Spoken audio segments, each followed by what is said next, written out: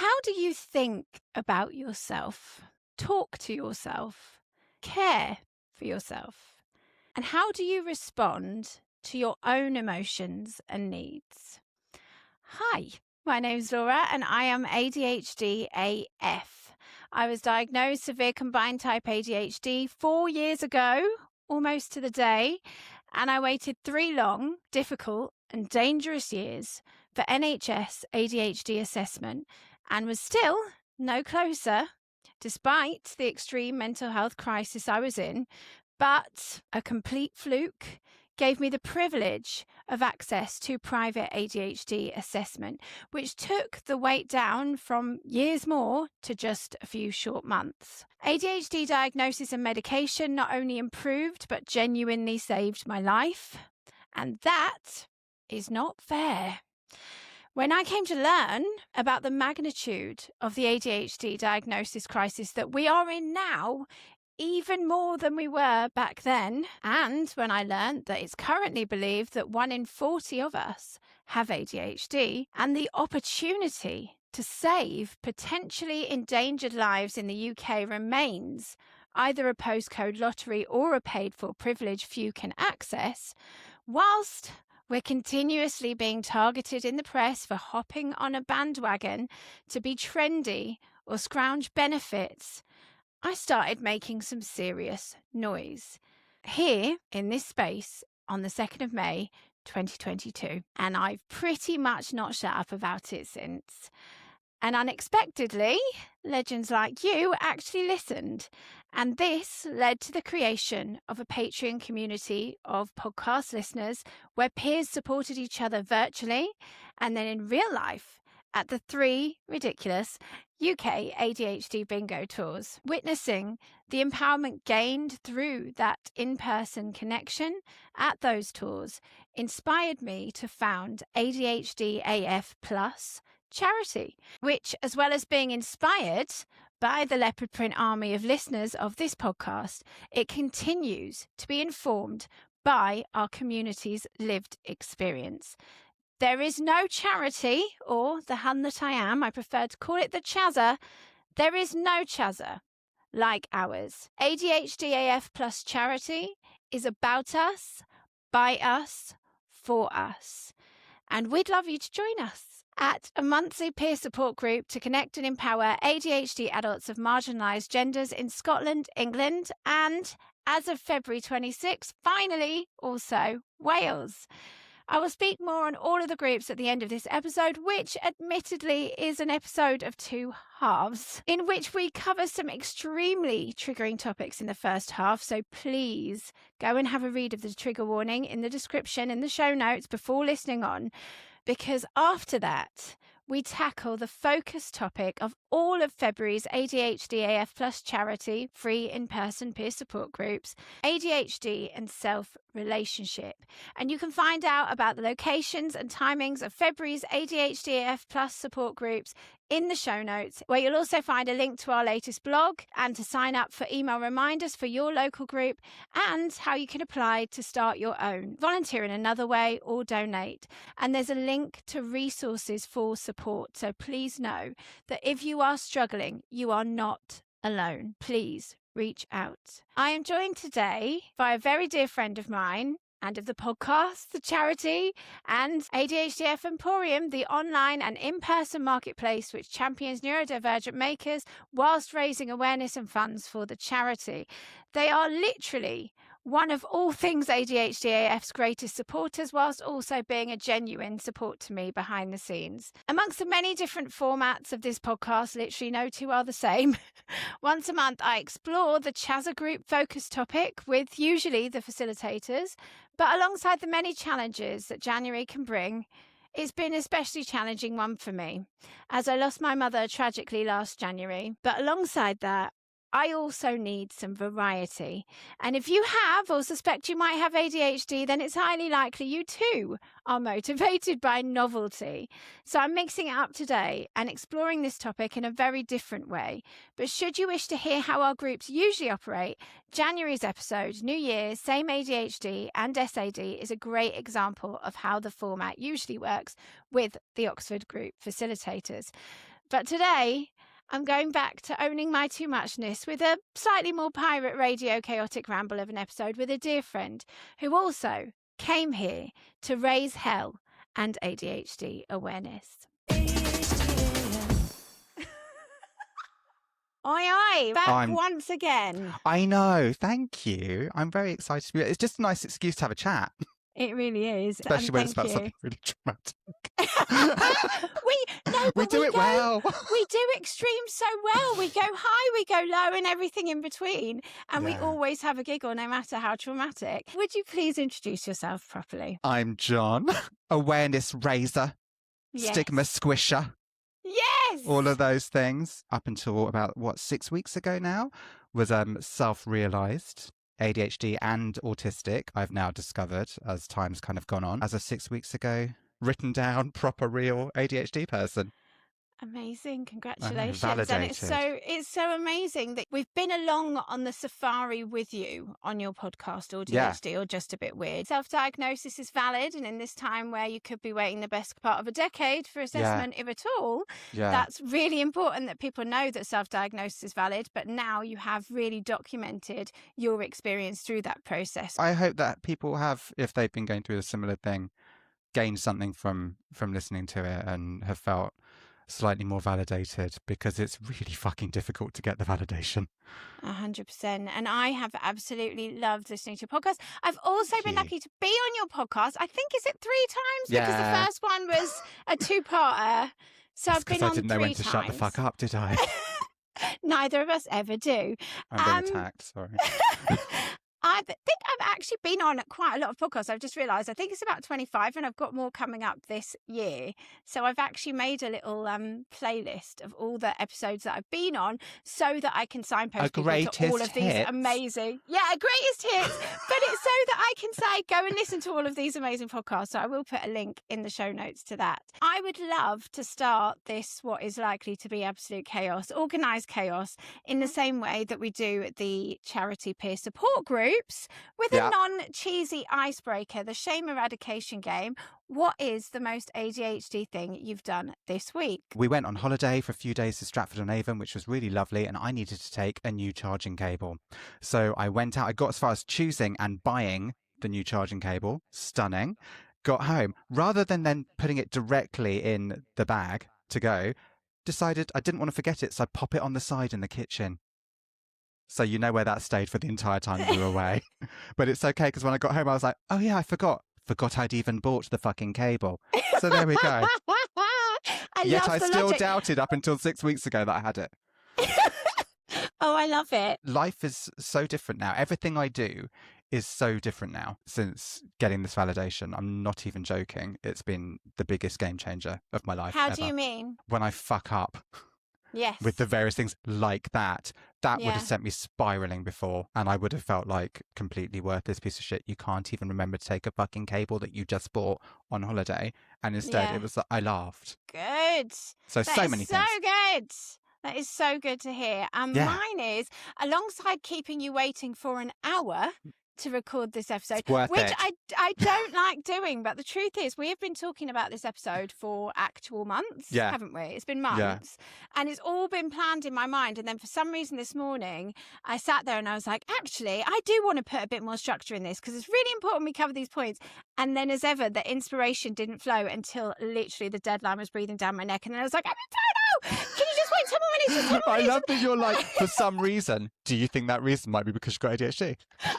It might be. The deadline breathing down my neck is when I do the best work. So thank you for your patience. My other one, and this, it might stray into the realms of too much information, is about hypervigilance. My husband started working for periods abroad in sort of the middle of last year. And it's been a real learning process getting to grips with him being away. I think we've been together about 9 years, and we are still absolutely revoltingly in love.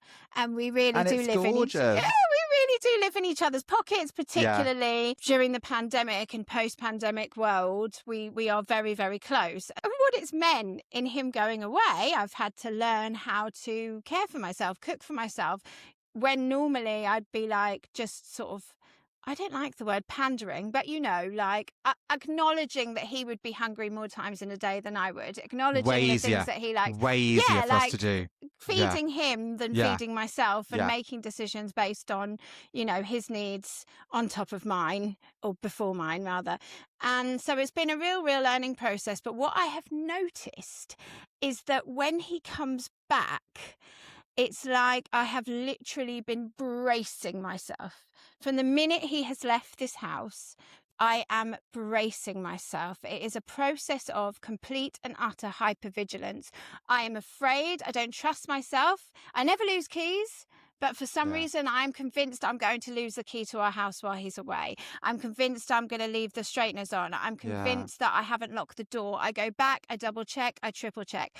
I am this absolute ball of hypervigilance. When it gets the last few days before he gets home, I start to realize how exhausted I am, because it is a lot of work all the Yeah. time to be thinking that, well, you're basically second guessing and doubting yourself the entire Yeah. time. And so Yeah. by the time he gets in the door, I'm absolutely exhausted. And in the, whatever it's been, week or so, 10 days since he's been home, I've slept more in that 10 days than I have done in the entire 4 weeks he's been away. Yeah. And this is where it gets into TMI. I go to the toilet more when he gets home. It's like I've literally been Because you've bracing myself. relaxed. I'm like, for 4 weeks. Because It's you've mad. relaxed. No, It's it's a totally thing. mad. It's such a thing. I get you. But It's nice that it shows that you still feel relaxed and you still love him, oh though, when God, he gets back. totally. And it's weird because it's not like he does everything for me. So it's not that. It's just what No, it's but it's really not about. that. It's Yeah. about self-trust. And that is part of self-relationship. Yeah. So late discovered ADHD often leads to self-doubt. You stop trusting your intentions or follow through. Self-abandonment, ignoring your needs to compensate or mask. People-pleasing, or as Megan Burks very wisely calls it, peacekeeping. Overcorrecting to avoid criticism. And then, in turn, burnout cycles. Pushing, crashing, and self-blame. So after a lifetime of being what our wonderful friend Nicole Nadler calls the unreliable narrator of our own lives, in finally identifying that our struggles are due to ADHD, it is essential that we start to build on that self-trust. It's 4 years in since diagnosis, literally. I Happy know anniversary. that thank you. The work here is in building that self-trust. It's essential. But Yeah. 4 years in, it is still easier said than done. Yeah. So with so many ADHDers having experienced personal relationship abuse, manipulation, violence, and isolation, it's very common for us to have experienced those things. At the charity, in this month of February, where everyone is focusing on romantic relationships, we are literally telling Cupid to do one and focusing on the most important relationship of all. In both your previous interview and our private conversations, we have discussed, we've gone deep, as we always do, and discussed traumatic experience that we've both endured. And we don't want to say romantic relationships, but No. intimate relationships, Yeah. or in pursuit of such. And this led me to deep dive into exploring the relationship between that and ADHD. Late discovered ADHD can increase vulnerability to abusive romantic relationships, intimate partner violence, sexual coercion and date rape, prolonged difficulty recognizing or leaving harmful dynamics. We've both experienced similar. Likely, you listening, you have too, and we're really sorry for that. But this is not because of weakness or poor judgment. It is because ADHD impacts attention, emotional processing, memories, boundaries, as we've said, self-trust and power dynamics in ways that leave us vulnerable to exploitation. Is this something you want to talk about? Oh, it's something we should talk about, isn't it? Poor judgment. That was the one that really bizarrely stood out for me there, because that's, in my situation, how I felt was that, again, it was my fault. Yes. And it was a poor judgment call. And I was early 20s and I'm now So last 48. week. Yeah, last week. Thank you. Obviously. So it was a long time ago. And do you know what I think is that we are kind of delayed with a lot of things. Hmm. And my street smarts didn't kick in for quite some time. Mate, Um, honestly, I didn't even know I was in the room until I was mm, 23. No it's bad, isn't it? Yeah, exaggeration. I was just like, seriously. oh, this is happening now. Oh, Yeah. actually, I'm in charge of this meat suit. Am I? Oh, I okay. took everyone on face value. Everybody on Yeah. face value. I didn't look any deeper into anything. And also, after kind of at that point, a lifetime of being told that I was weird and not being accepted, anybody who would accept me, I would just think was an amazing person. Like they accept me, let's And go for it. and I would add, blindly follow. Like, Yeah. even if my intuition occasionally did kick in and go, this sounds like a dangerous situation or a bad idea, I'd be like, bah, I'm But an also, didn't idiot. you So flip they that back must onto know you? better. Yeah, they Yeah, must know because better than I I do. would I'll have follow constant them. low-lying anxiety in these situations, Yes. but I would again blame that on me. Yes. Why am Your I? Don't be so ineptitude. ridiculous. They Yes. seem like a Yes. lovely person. You're being stupid. Yes. Get on with it. And Yeah. then that got me in a really horrific situation. Yeah. It was dealt with very differently because it was nearly 20 years ago and Yeah. things were not as they are now. And also to be assigned male at birth, that just it made it even more of a level Yes. with that happening. Mine was a situation where I had met somebody online. We'd had a couple of brief interactions. He was local. I Yeah. happened to be going to a local event, mentioned I was going, and then, of course, he conveniently turned up at the local event and was like, oh my Mm. God. And even though I told him I was going, this still was like oh my God, that's, Oh, wow. chat, chat, chat. Yeah, Yeah. great. And I had one drink. After that one drink, things were very different and very peculiar. And looking back now, there was something in that drink. Yeah. And it went on from there. The situation happened. So obviously he'd drugged the drink and he took advantage of that. Yeah. He was very much the kind of person who was charismatic, very coercive. He didn't then go. I had my own flat at this point. I woke up with very little recollection of what had happened the previous night. And he got me to drive him to the station. He'd stayed and kind of tried to change the narrative. Gaslight you into believing Yeah, what? yeah, yeah, yeah, Yeah. yeah, absolutely. I'm so Um, sorry. I put it all on me. So it wasn't like I had a full memory of every moment that had happened. I had flashbacks of certain moments, which were all incredibly hazy. When I understood what had happened, I did say something, but I was told at that point that as it was longer than 24 hours, not much longer than 24 hours, I would say it was only a few days. I hid in my flat for a few days and Mm. tried to comprehend what had happened because it was just like I was very confused and had someone come round from rape support Yeah.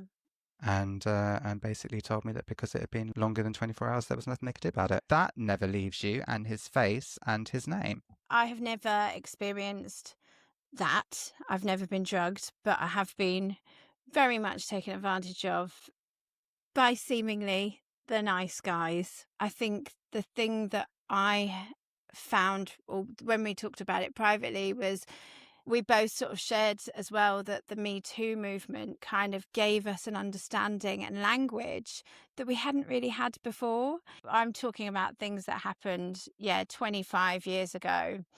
And I had a very limited and very black and white understanding. I was brought up Catholic. I carried a lot of guilt and Yeah, shame anyway. yeah. Like, I really blamed myself for the situations that I got myself in. Still, that language that I'm using there. And Oh, I ended up in two relationships back to back in my late teens that were in which I experienced intimate partner violence. And it's strange because even at the time or very soon afterwards, I would think to myself, I would second guess myself, wasn't that bad? yeah. That's not really what happened, is it? We If I shine it made that up. up, did that Yeah. really happen? It took me, Mm. until whatever year the Me Too movement was to go, oh my God, that's what that was. Yeah. That's what that happened. It's not just this awful thing that can happen to you. There are so many different But shades of with it, so that many different. situation as well, you've got lots of lovely memories with that person. So that's Yes. a way that we really trick Yeah. ourselves. Our brains are saying, no, but look, he does this. He's bought you a Yeah. present. That's normally one. Or Yeah. he took you out, or he did He something else does that was care. lovely. He's Yeah, he does just, care. Yeah. yeah. Yeah. Awful. I'm so sorry that you went through that. No, well, that's the thing. And we're both sorry to you listening because it's highly likely that you've experienced Yeah. similar. It has added another layer now, understanding about ADHD. Yeah. Another thing that I've had to process on top of it, but also has again made it one of those oh moments, which we all have so Yes. many of post diagnosis, where it's like, oh, I was vulnerable. I actually really like the way that you just said, oh, because you could have interpreted, if you're watching on Spotify, you'll have seen, but if not, the way that you said that, I felt it on multiple levels. And what it means to me is that you can interpret this many ways, because much like when we get our diagnosis or we figure out how something is linked to the condition, we go, oh, okay, well, that makes sense. And then there's like, oh, hang on a fucking minute. Yeah. Like, that's not all right. And Yeah. I do feel for both of us on many levels and in many different ways. And I think most people that advocate using our lived experiences in the way that we do, is there's a fucking score to settle that will never, ever, ever be Yeah. settled. But actually, what we're trying to do is to validate the experience of others like us, and hope that we can push for this awareness and systemic change that will Mm. prevent Yeah. similar happening to future Yeah. generations. Yeah. Yeah. 100%. If we can't change it for us, then maybe we can change it for somebody else. But vulnerability, use the word vulnerability. So there are some key mechanisms in this that create this vulnerability. So first of all, we've got chronic self-doubt and gaslighting susceptibility. So undiagnosed ADHD often means a lifetime of either being criticized externally and in turn internally, you're too sensitive, you overreact, or you're forgetful. You're over dramatizing this, or your account of what has occurred is unreliable. And again, we say that both ways. So you've got the 20,000 estimated extra negative things that a neurodivergent child hears before the age of 10. And what that does is it leads us to be self-critical and to self-doubt and not trust ourselves, trusting others over ourselves. So by adulthood, many ADHDers internalize, I'm probably wrong.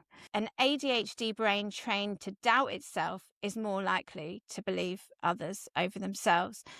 Again, we've got delayed threat recognition, or as I always say, that lack of risk perception with an added delay. So ADHD impacts pattern recognition. We can often not recognize repeated behavior or see that this is something that happens again and again. It impacts our working memory. We don't notice things, particularly if they're happening slowly. You know, that awful analogy of a frog or Yeah. whatever it is in water Boiling, isn't it? boiling. Yeah. Yeah. Is it boiling? Abuse often escalates gradually, not all at once. So the water isn't on boiling hot straight away, it's heating up over time. Emotional dysregulation added with trauma bonding. Now, trauma bonding is one of those words that gets thrown around a lot. I would like to state again for the people at the back, I'm not a doctor, therapist, or coach. I'm not a psychiatrist, psychologist, or otherwise. I'm only speaking through lived experience. So I try not to throw around terms like trauma bonding, but ADHD intensifies emotions. So our highs can feel truly euphoric and our lows can feel truly catastrophic. And abusive relationships can thrive on this cycle. So intensity leading to harm. Then we've got an apology, which leads to relief. And this can form the attachment. For someone with ADHD, the dopamine spikes of reconciliation can be especially binding. And this strengthens that trauma bond and makes leaving feel physically unbearable to some. People pleasing, or as we prefer to call it, peacekeeping, as a survival mechanism. Many late diagnosed ADHD adults learned very early that compliance means safety. Being easygoing makes us acceptable, more palatable, whereas saying no and having boundaries can cause conflict. And this directly intersects with sexual coercion, our inability to assert boundaries, and freezing instead of resisting, which is still absolutely non-consent, by the fucking way. Yeah. So on that note, I want to also say that freezing is extremely common and not in any way a failure. Executive dysfunction and escape barriers, leaving, say, if you were in an abusive relationship, leaving requires planning, often paperwork. If you're in a marriage or cohabiting with somebody, paperwork, logistics, and following through under stress. And we know that stress also exacerbates our ADHD symptoms. So round and round and round we go, stuck in a loop. I will shut up in a minute and let you talk. I'm sorry. ADHD makes these harder even without trauma, and fear, shame, or financial control, and the barrier skyrockets. This explains why many survivors of abuse say, I know it was bad, but I just couldn't make myself leave. And if that sounds familiar to you, that is neurology. That is not failure. That is not something that any of us need to carry. A late diagnosis is delayed narrative correction. With an ADHD framework, like you've just explained, we can break that. What's the word I'm looking for? We can go from feelings of, I messed up, this is my fault, I'm holding this, exactly what you experienced, into this is why, and that is the most powerful thing. After diagnosis, many of us experience grief and anger. If I'd known sooner, I would have protected myself. And that realization can be destabilizing, but also validating. Again, that that you shared. What you experienced, and I'm really grateful to you for sharing that. ADHD is associated with higher rates of substance use vulnerability, disassociation under stress, freezing responses, and impaired risk assessment, particularly under novelty or pressure. But none of that equals consent.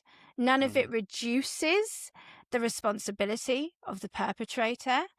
And being confused, overwhelmed, frozen, intoxicated, either by choice or not, does not equal compliance. It is not consent. And many ADHD survivors don't label experiences as assault until years later, and often post-diagnosis. What has helped you? Meeting other people, hearing their experiences. Knowing that you're not alone. Yeah, it is. It's such a basic thing, isn't it? And it covers so many things of being late diagnosed, is knowing you're not alone, because you've grown up your entire life thinking that you're alone, and also thinking you're the shit. only person. Yeah. You're the alien. You're the only and you're the one who's wrong, and it's all, everything is negative around it. And as you start to meet more and more people that actually have had a horrific, and it is horrific, so many of these things. I've talked about it so much at the beginning of my podcast about that self-loathing was a word that I used every fucking episode for the longest time. Yeah. Because it's how I felt. And to share that and to share these moments with each other, it does create an incredibly strong bond. I think a word that I haven't mentioned yet, even though I've said all of the words, because I'm like what do you call it? Not a bee in my bonnet, but like I'm so into this right now. Yeah. I've said a lot of words, but can you forgive yourself for even blaming yourself for something that absolutely was not your fault?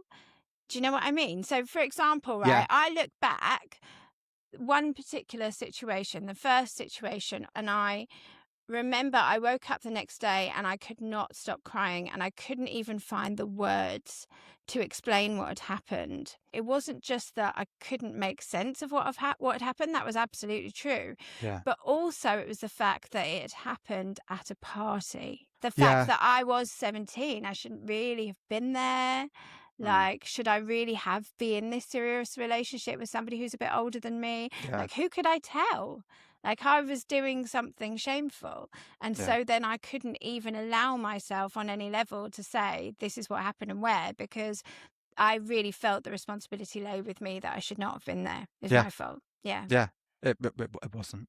We now know Yeah. that. Yeah. Like, and Yeah. it's so important to kind of like trawl through that shit, even though it is fucking Really, horrible to do it. really shit. To But you allow know what? yourself self-forgiveness is so difficult Yeah. to break the pattern that we've been conditioned to believe about ourselves Yeah. our entire lives. Talk to me about therapy. I love therapy. It was almost like body doubling. I didn't need him to say anything.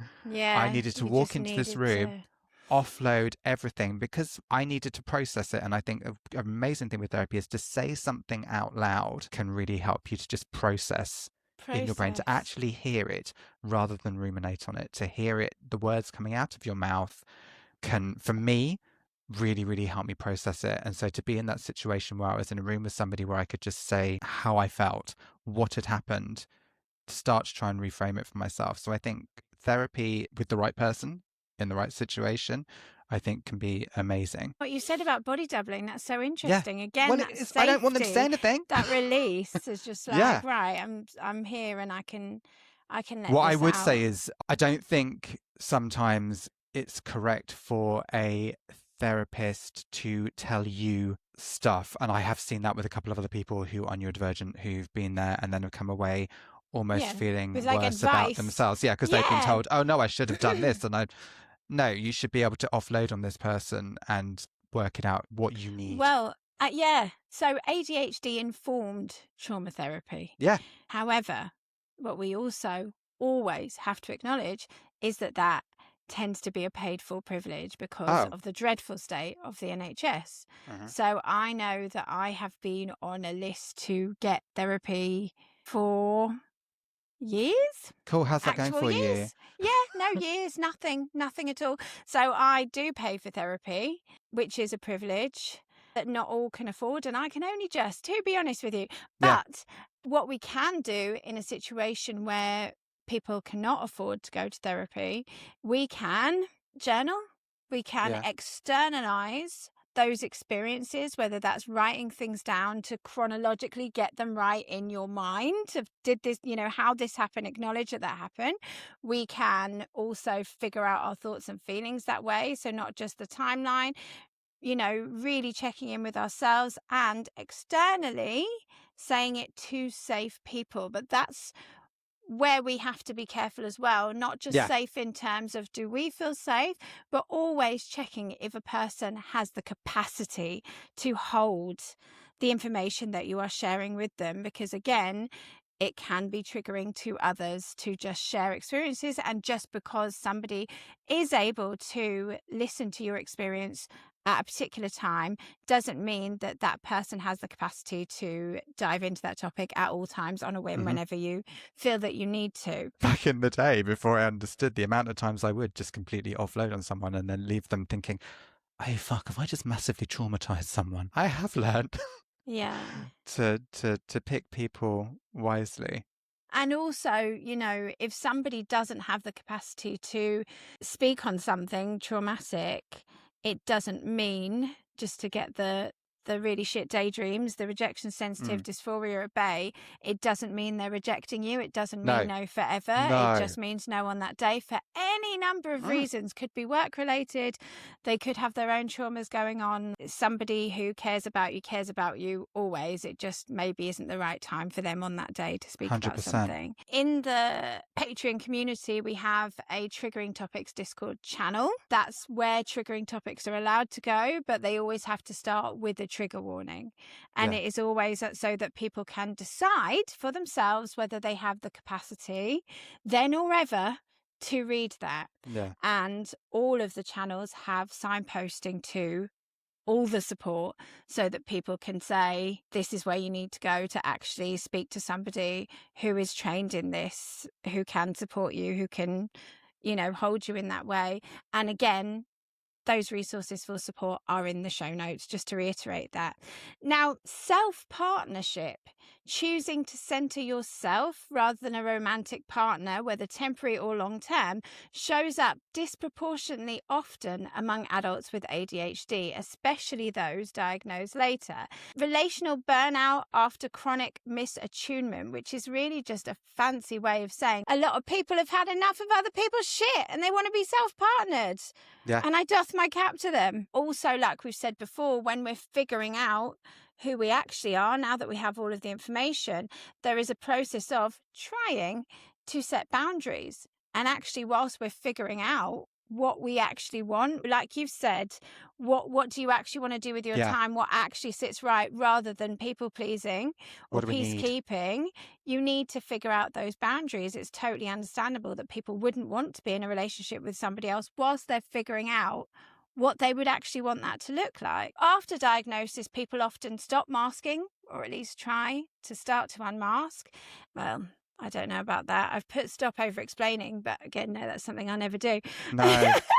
Stop If I can tolerating make it longer, I will. ambiguity. Yeah. Stop tolerating ambiguity that costs them peace. We try to stop abandoning ourselves because it doesn't give us peace to people please. In the long run, it can harm us more if we're still saying yes to things. It makes me more anxious. Yeah. If I don't believe it, which I generally don't, I won't believe that I have people pleased enough. I've got such a thing with that. I can't be happy until everyone else is happy. Yeah. I also won't ever believe that I've made everyone else happy. Yeah. So that's something to reframe. You know, we talked about that, like the dopamine spikes, particularly in abusive relationships, seeing it for what it is. Because as we know, romantic intensity can mimic dopamine regulation. Once ADHD is understood and hopefully better supported, now we know that the waiting list is long. And not everybody can take medication. The few that are lucky enough to be offered the option, if they want it. And it works differently for different people because of the different ice cream flavors that we all are and sprinkles on top. What will work for one won't work for other. So people start to notice when they are, in theory, better supported with ADHD, better managed ADHD, in theory, you start to notice all of this stuff and really get to grips with what dysregulates you. So self-partnership often coincides with learning to source stimulation without relational volatility. So repairing self-trust after gaslighting. Research directly using the term self-partnership is limited because it's more cultural than it is clinical. But ADHD studies consistently show that people with ADHD have higher rates of relationship dissatisfaction, higher breakup and divorce rates, higher periods of voluntary self-partnership after diagnosis.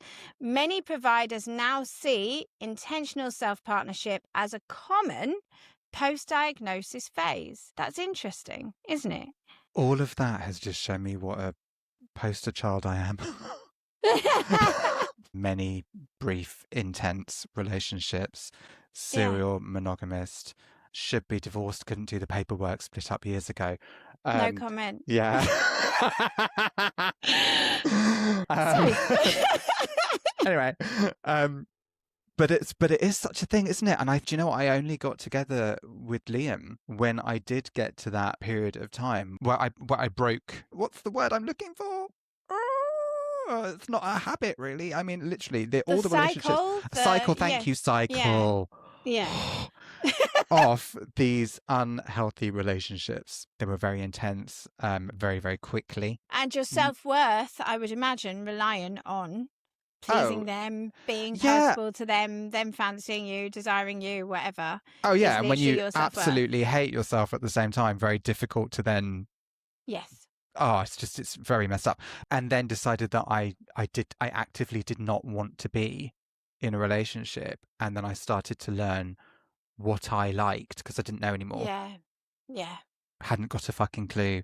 Didn't know what I wanted to watch on the TV because I was people pleased and watched whatever the person I was with wanted to watch on the fucking TV. Yeah. So then you're gaslighting yourself into thinking, well, I love that program. And then you try and watch it when you're broken up and think, I don't like this at all. This is shit. What am I doing? I don't even understand what's going on the fucking TV, and I've watched 6 seasons of it. So, we learn. And to allow myself to embrace the things that I like. On my last episode that I just did with Erin again, Yes, we Erin's podcast is great. What's it called again? ADHD and ADHD and Me. me. Fantastic We interview you tried to had talk on there. about Well health done, anxiety. Erin. She's so wonderful, isn't she? She's Yeah, gorgeous. really. To be on your own and to start to understand and learn that you are allowed to like the things that you like. Yeah.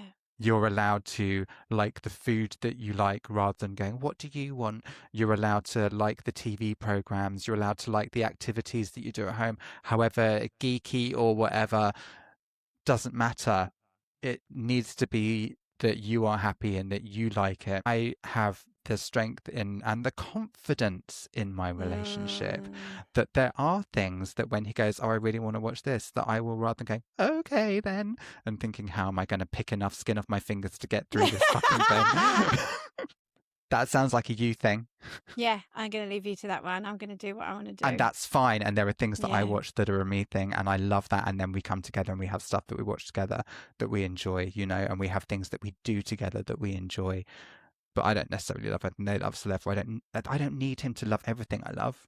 And actually, it's Yeah. quite nice to have things that are for me. Oh, 100%. And I think the most important thing is like love you for who you are. And that's, you know, hard for anybody if you don't know who you are. You just gave me this really, what was a horrible memory, but actually it's just really brought a smile to my face. No, it used to be a horrible memory of when I broke up with my first love, that one. First. And it was the Of end of many. days. It was awful. Yeah. And my mum said to me, she said, you know, I did really like him, but actually on reflection, he did always kind of want you to look a certain way, and he didn't really like that your hair was curly. He didn't really care about the fact that we're Caribbean. He didn't really, you know, and actually when you're with somebody, they need to love all of you. They need to celebrate all of you exactly as you are. And the reason why it's funny is I remember just being like, shut up, Mum! You don't know anything. That's never gonna happen, ever! Every relationship I'd been in, there was always a but. If only he could be less, if only he could be more, if only, you know, and that's normally it was less horrible, more kind. But it is that thing, isn't it? If you're constantly wanting to change something about someone, you should not be with them. No. Because you shouldn't be changed. No, you shouldn't and be you changed. shouldn't want to change and them. Everybody doesn't need to be everything to everyone. No. And like we've already said, differences in things and differences in capacity and capability, you know, like, it's always going to fluctuate. And I think it is important, for me, it is important to have different people for these different aspects of my life and different aspects of my personality. The friendship I have with you, the conversations that I have with you, and that's something that I need from you, and I love that I have it, and I'm very, very grateful for that, and I know I'm very lucky to have it. And I have something totally different from Liam, and I have, do you know what I mean? And I have 100%. So I did a little bit of research about self-partnership. Self-partnership is healthy when it is about agency, your values, and that's what you actually want. And if you are using it also, as we said, at a time of healing, it is worth checking in on if it is driven by belief that you're too hard to love, that you're not enough or too much, and all of those awful words. I have previously dipped my toe into the area of dating safety with a couple of episodes, one with the legendary CJ DeBarra, author of Neuroqueer, who I love, and also romantic relationships and how our neurodivergence impacts intimacy with the legendary Katiosaurus, Kate Osborne. So I will share a link in the show notes to all three of those episodes. However, people with ADHD can be an easy target. That makes me both enraged and incredibly sad. But this exploration has inspired me to create some very special in-person events, which will be starting this year. And I hope will run until I've taken them everywhere in Scotland, England and Wales. So the big news, if you hadn't already heard the Christmas Day episode, is that Easy Target events are in collaboration with the National Trust. So they'll be taking place at some incredible National Trust venues. Thank you very much for supporting our Chazza National Trust.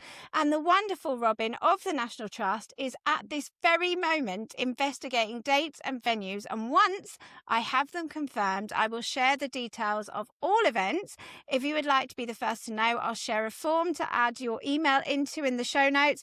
And as ever, the Patreon podcast community, the hands always get first dibs. I could not be more driven, passionate and excited for them. So when I'm talking about Easy Target, what we have looked at today is just one aspect of this.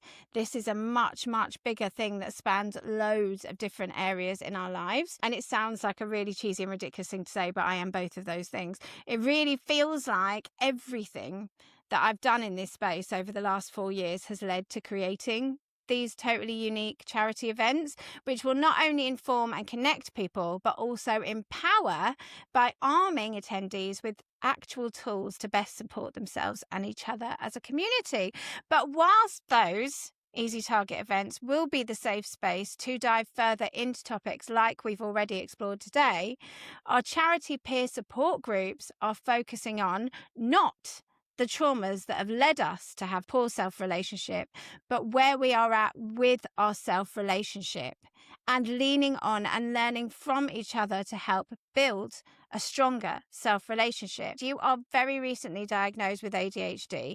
I would like to ask you the main kind of focus questions of exploring self-relationship in 3 ways. Because we've already talked for this song, we might as well talk some more. Yeah. Prior to discovering you had ADHD, once you self-identified, and now very freshly post-diagnosis, because I can then chip in with where I'm at 4 years down the line.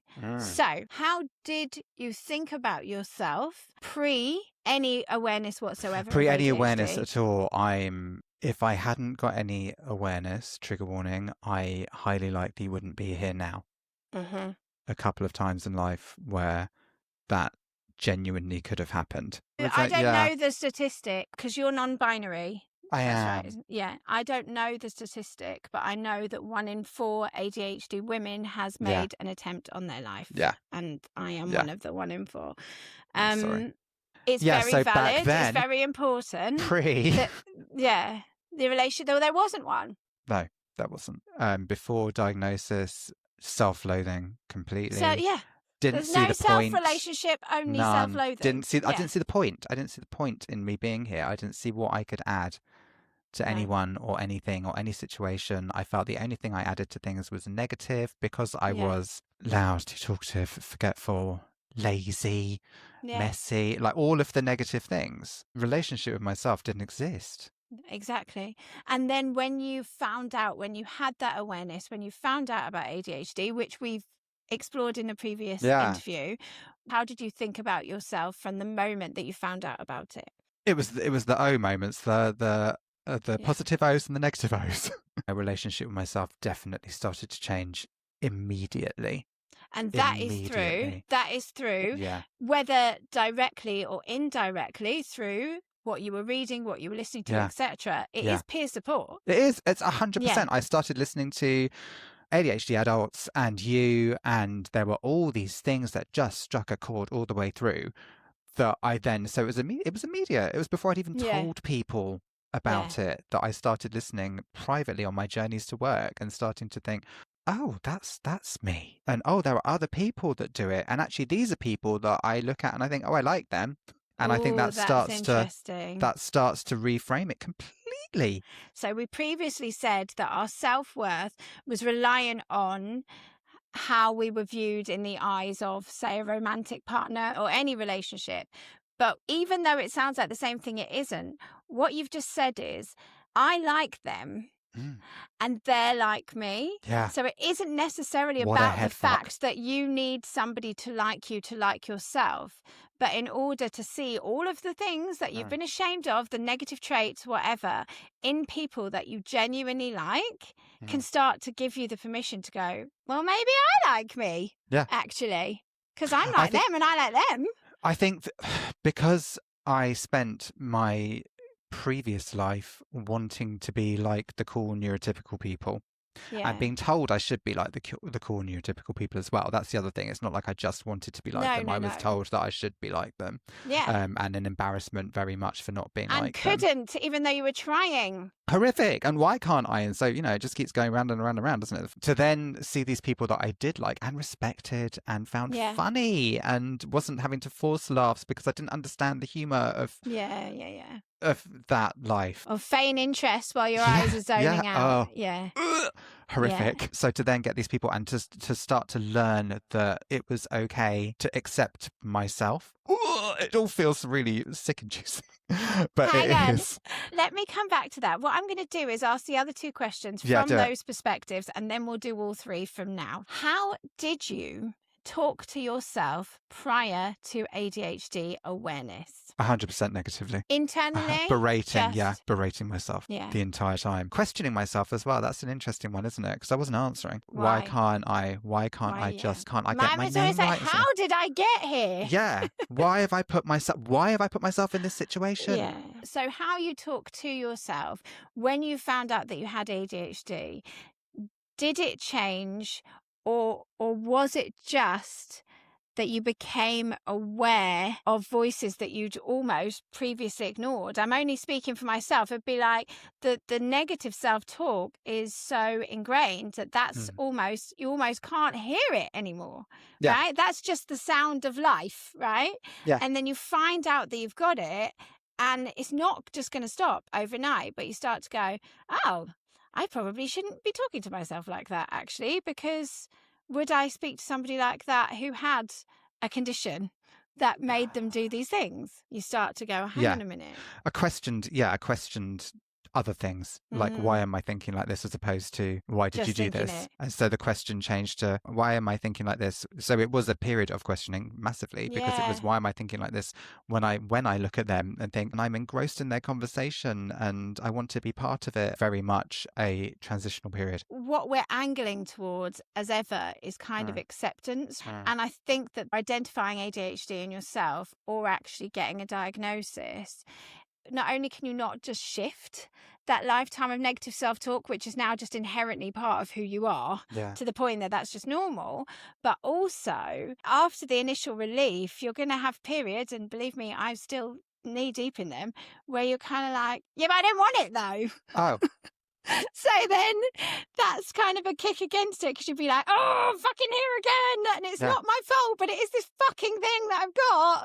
100%. Because I do the podcast, I'm very privileged in the fact that I then got to meet people like you, like Sam Brown, like James Brown, like Erin, like all these, Megan, it's like so many amazing people that I've met that really helped me.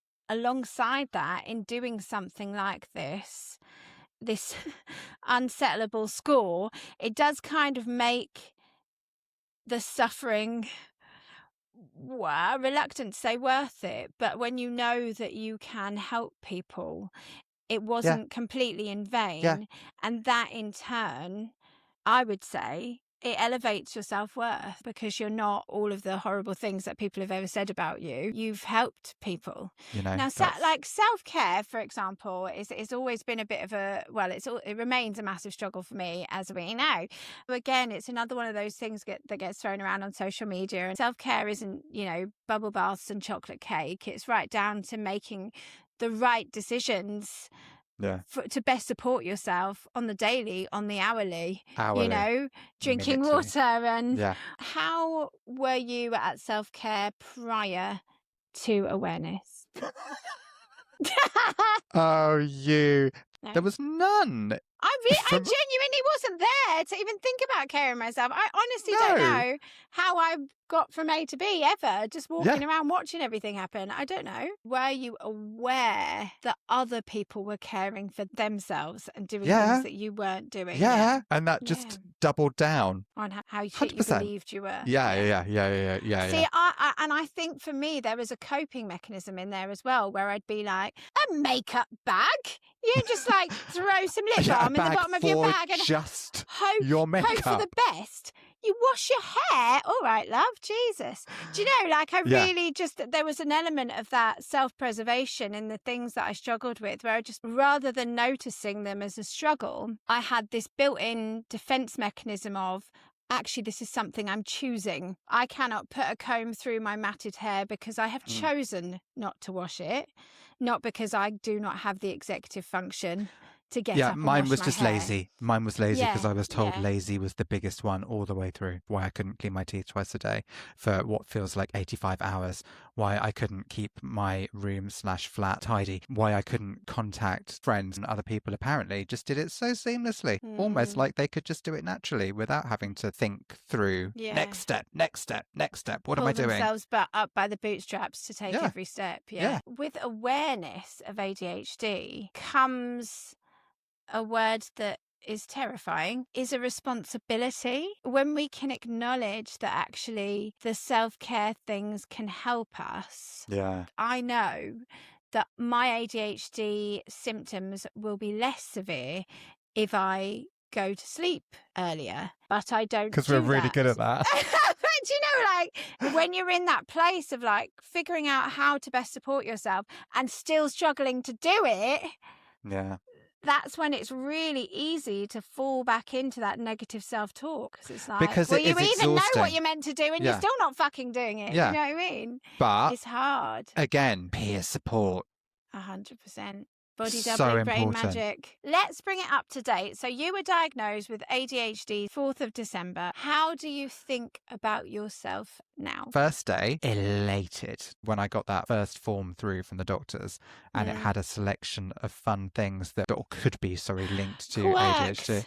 Yeah, Yeah. quirks. Yeah. Yeah. But it was the big ones because it was disordered eating. It was the sexual assault was in there. Yeah. And then anxiety, depression. And that flung into my brain when I got that, yes, you have got it. But the fact it was said in such a kind of like, yeah, kind of like, of course you've got it. Look at yourself. That healed that instantly. However, the next day, shit. And I remember talking to you and you said the most fantastic thing to me anyway, because I was like, what the fuck? Oh my God, I feel awful. I feel horrific. I've just realized that I've got through my entire life thinking it was a phase. And when I finally get to the end of the phase, it'll be all right. It'll be all right. And then tell someone go, no, it's not a phase. And then you said, you haven't just won tickets to Kylie.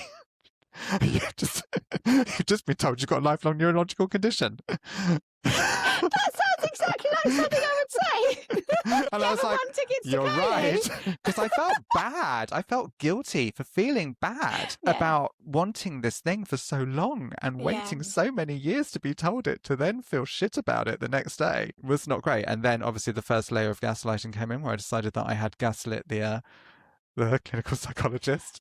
Because I decided syndrome. didn't want it. Yeah. Gone. However, now, so much happier. I feel like a different person. Like we've talked about privately, it wasn't that I was waiting for the end of something.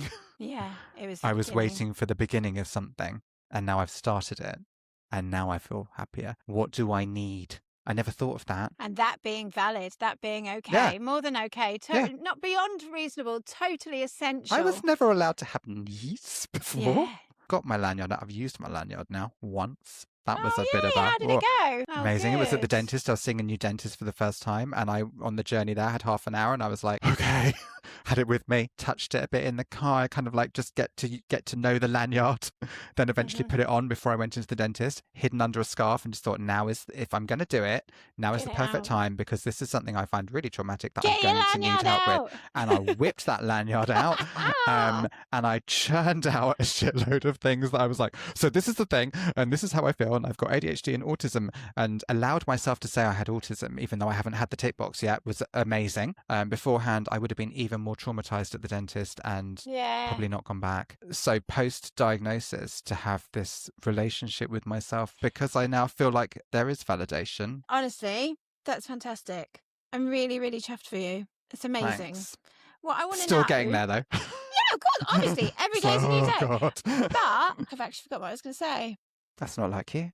Hang on a minute. Yes.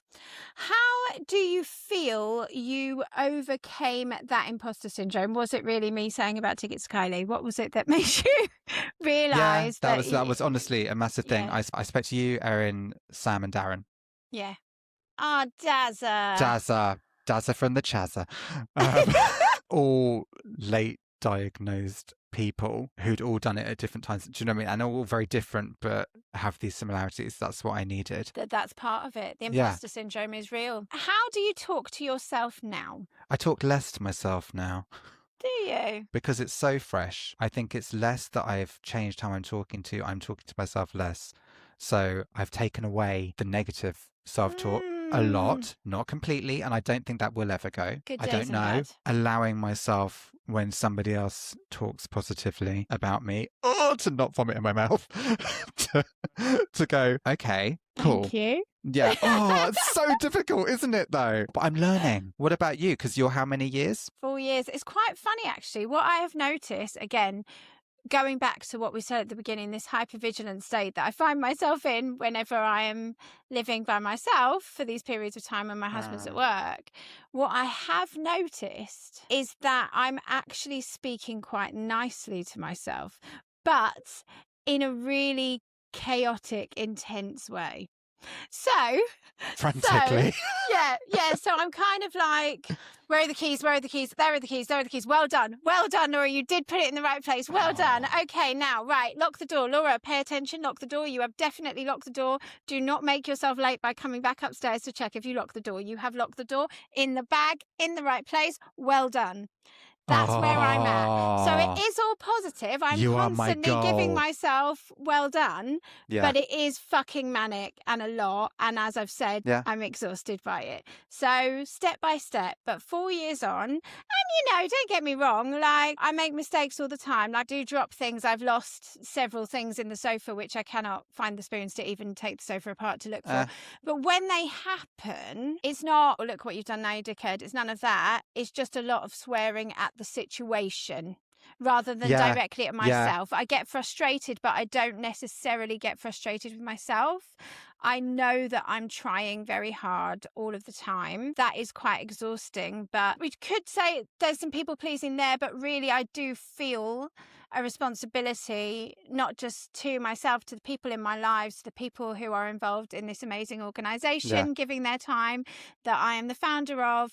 And so I have a lot of responsibility. So in terms of identifying what my needs are, I'm definitely not at a place where I would put my needs to the top of the pile.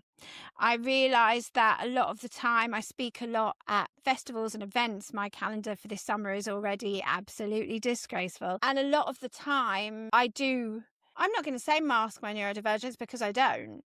But I do have to abandon my neurodivergence quite regularly. If it's somebody from a big company or something, I'm not going to sit here and say, and when you respond to me, please make sure that it is done via voice note or over FaceTime. I'm going to dance the beat of everyone else's drum to get off in the door so that I can raise awareness for our condition and signpost to the charity. So perhaps one day I'll get to a place where I actually do state my needs and stick to my boundaries.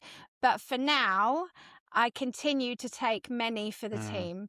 And I do find myself in a position where I am very accommodating to the needs of others without saying, well, actually, this is what I need. Look, one thing that we have opening doors, so step by step. One thing we have to do is also acknowledge that we aren't just traits and that we have personalities. And actually, that's really important. That's something that I questioned massively.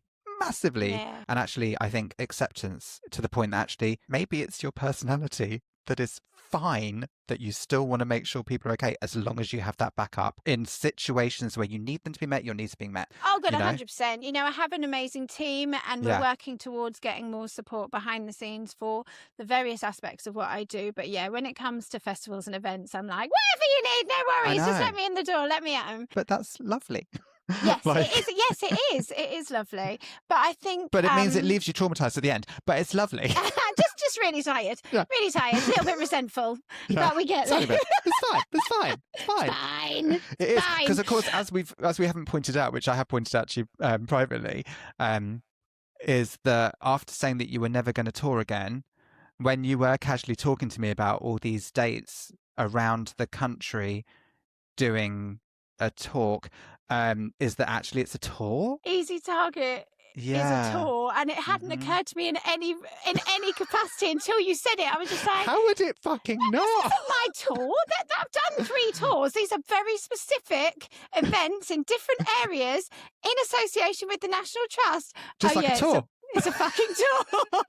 So my 4th UK tour, easy target, will be starting this late summer. But unlike other tours, this isn't just me. The backing of a lot of people, and very important that is at the National Trust. Our values really align. I'm so grateful for that. And unlike other tours, I really feel like this is going to run.